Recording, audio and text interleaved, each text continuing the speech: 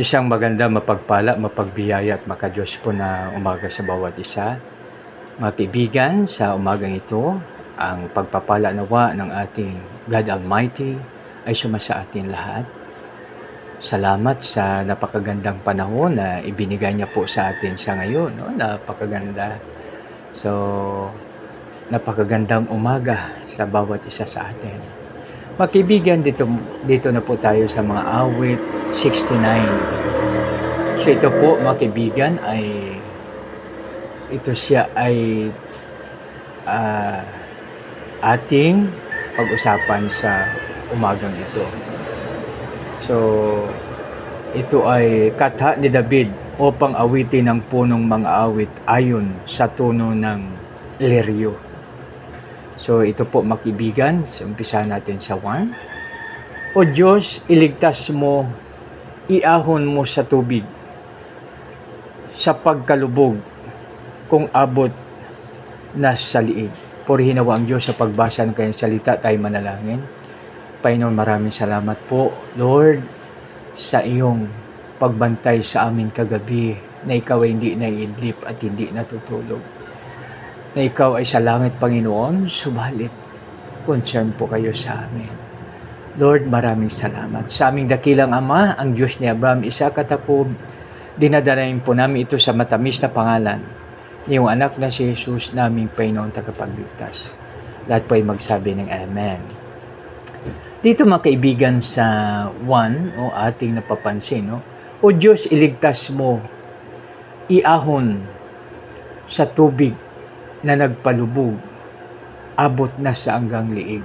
So dito mga kaibigan, sa tagpong ito, parang pag ating i-imagine, parang isang tao na nabutan po ng baha.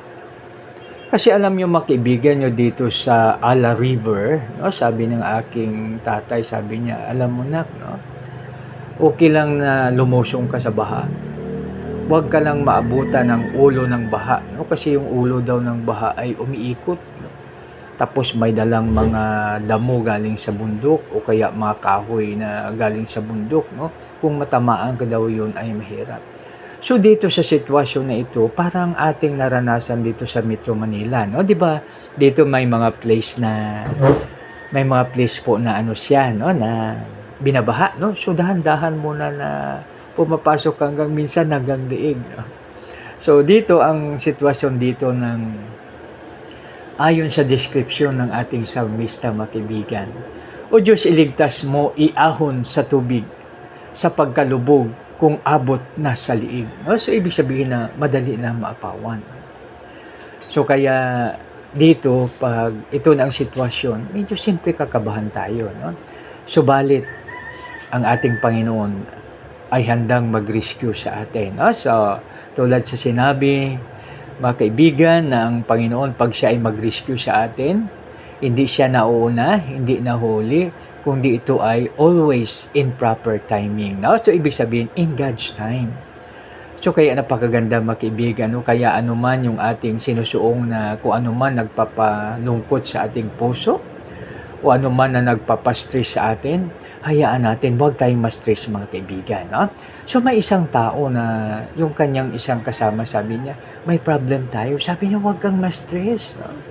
So kaya mga kaibigan, yung magtulungan po tayo na pag halimbawa mayroon tayong friends na nagsishare siya ng kanyang problem, pakinggan po natin. Then after that, sabihin natin, friend, huwag kang ma-stress. Kasi pag ma-stress ka, pati yung inyong digestive system ay apektado. So, totoo naman po mga kaibigan. Kasi ang ating katawan, pag tayo ay na-stress, apektado yung ating digestive system at iba pang mga system ng ating katawan. Tapos mayroong isang tao, sabi niya, pag na-stress ako, alam mo, kain ako ng kain. So, ibig sabihin yun ang panlaban niya sa stress. So, ang iba nga, mayroon pang mga midnight snack pag na-stress kasi nahirapan matulog.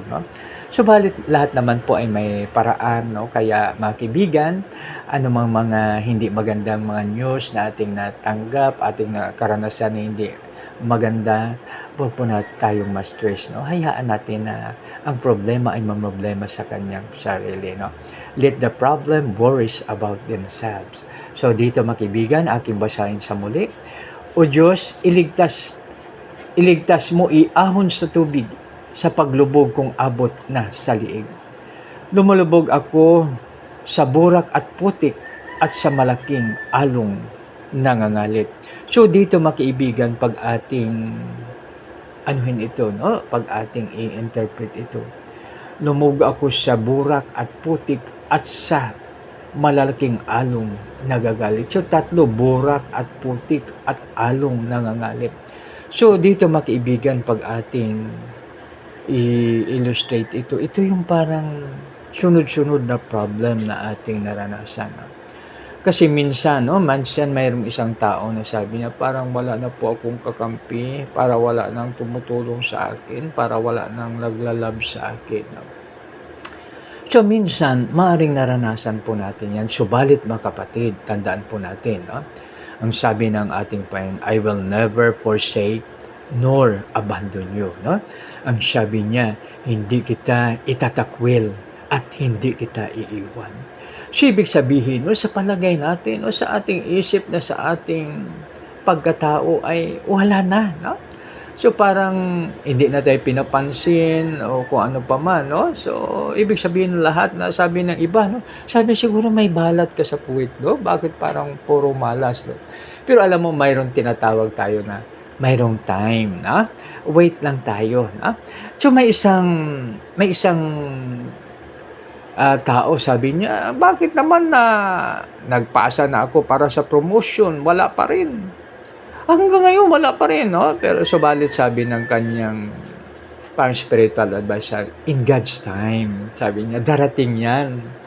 Kasi ang promotion naman ay not from anywhere else, not from the south, north, west, and east, but only from our God Almighty.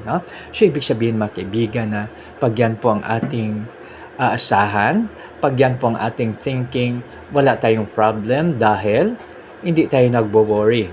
Kaya napakaganda, mga kaibigan, pag yan po ang ating gagawin na tayo ay palaging na kay Lord lamang. So, iniisip natin na God is in control of everything.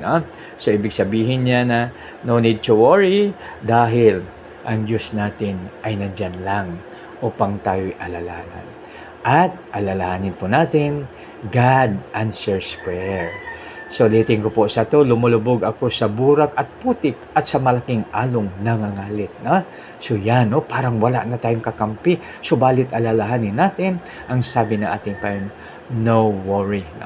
Tapos ang sabi niya man, so dito sa mga kaibigan, mayroon pa isang kanta na nagsabi ganito, walang napakalaking problema na hindi kayang lutasin ng Lord.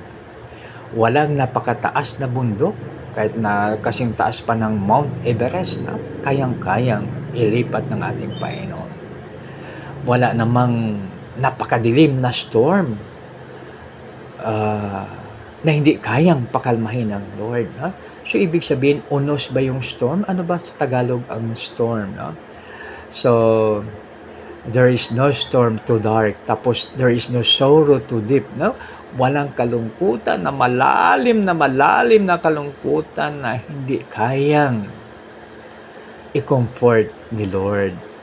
Alam niyo ba, mga kaibigan, naalala po ng iyong lingkod, God the Father is our helper. Jesus is the comforter plus the Holy Spirit. So, ibig sabihin, walang kalungkutan na hindi natin malampasan. So, kaya yan, mga kaibigan. So, mayroong isang pangyayari sa isang family. So, yung kanyang family ay parang 1, 2, 3, tatlo. Alam mo ba na tatlong membro ng pamilya niya ay sabay-sabay namatay sa aksidente? 3 ba o 4? Pero mga kaibigan, so, ang pinakakuan doon ay God will make a way. At saka ulitin ko, God the Father is our helper, Jesus is the comforter, plus the Holy Spirit. So, ibig sabihin na whatever the situation is, kayang-kaya po natin dahil ang Diyos ang siyang magbibigay po ng lakas sa bawat isa sa atin. Ha? So dito mga kapatid, tayo ay malaking along nangangalit. No? So ibig sabihin na parang wala na tayong kakampi dito. No? Parang lahat ay parang ano na sa atin, parang kuha na tayo, laban na sa atin. No? So dito ang sabi niya sa 3, no? Ako ay malat na sa aking pagtawag. Ang lalamunan ko, damdam ko'y may sugat. Pati ang mata ko'y di na maidilat sa paghintay ko sa iyong paglingap. So, ibig sabihin dito mga kaibigan, tulad po sa sinabi po kanina na ang Diyos po ay hindi nauuna, hindi nahuli, kundi si Lord ay proper timing. Si Abraham, no, yung kanyang sinabi, Abraham, sabi ng Diyos Ama, no, ialay mo si Isaac sa akin. So doon na sila sa Mount Moriah, no, doon na malapit na sila, iniwan yung kanyang mga katulong. Sabi niya, dito po muna kayo dahil babalik kami. No? Sabi niya kami, no? Pag tingnan natin dito sa story ni Abraham at ni Isaac. So ngayon, yung doon na sila, naayos na ni Abraham at ni Isaac ang altar, no? So balit niyang tanong siya, saan ang ating ihandog, daddy, no? Tapos ginapos kaagad wala namang imik ito si Isaac, no? So yan, no? Tapos yung itinaas siya na ang punyal, sabi na itaas siya na about na sabi niya, Abraham, huwag mong saktan ang bata. Ang sigaw ng anghel. Tapos paglingon ni Abraham, nandoon na, mayroong isang kordero na napaka-perfect na kordero na naipit sa sanga ng kahoy, at yun ang kanilang inhandog. So ibig sabihin mga kaibigan na there is what we call Jehovah Jireh, no? So Lord will provide, no? So minsan akala natin wala na tayong magagawa, subalit nandyan ang ating Panginoon na siyang tutulong sa bawat isa sa atin. So sabihin na natin in God's time. So yan, napakaganda mga kaibigan. So sabi dito ng ating salmista, ako ay malat na sa aking pagtawag. Ang lalamunan ko, damdam ko'y may sugat. So minsan yun ang ating mga naramdaman, dahil sa mayroong isang nagkasakit, isang nanay na nagkasakit. Ngayon, ang kanyang sakit, hindi siya pwedeng humiga. Ibang ko ba ano bang klaseng sakit po yun na hindi ka pwedeng humiga? Ngayon, nakaupo lang siya sa bangko, tapos iyak siya ng iyak, nagpe-pray siya. At alam mo ba, sinagot ni Lord ang kanyang prayer. Kaya di ba, no? God answers prayer. Kahit ano ang sakit natin, no? God will heal us. Na? Ang sabi dito sa Exodus, sa Exodus, no? So 15:26, no? I am the Lord that healeth thee. Sabi, ako ang Diyos, sabi ni Lord, ako ang Diyos na nagpapagaling sa iyo. Tapos dito naman, no, sa Psalms 127, verse 20, no? I sent my words to heal you. No? Pinadala ni Lord ang kanyang salita upang pagalingin po tayo. No? So, ibig sabihin na whatever our problem is, whatever our challenges in life, there is what we call God who will help us to overcome. So alam niyo ba, naalaala ko yung kanta ng Bangladesh.